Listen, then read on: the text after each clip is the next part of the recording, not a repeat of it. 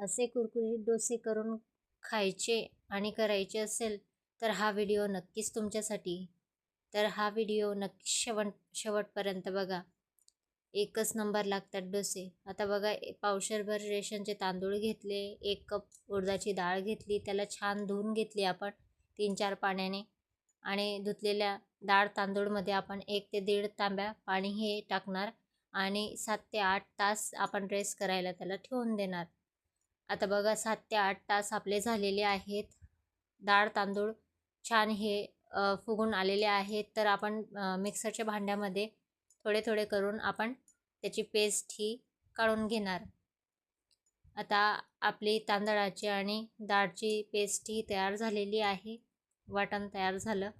आता आपण त्याला रात्रभर तसंच झाकण ठेवून रात्रभर राहू देणार.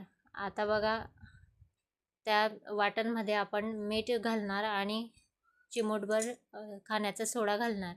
आता गॅस चालू केला, गॅसवर पॅन ठेवला, त्यात पाणी टाकलं थोडं, ते पुसून घेतलं छान आणि तेल टाकून आपण डोस्याचं बॅटर टाकून घेतलं आणि छान डोसा असा गोल डोसा आपण काढून घेतला.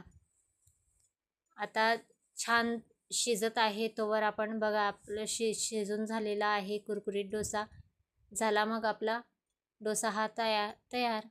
आवडला असेल तर लाईक करा.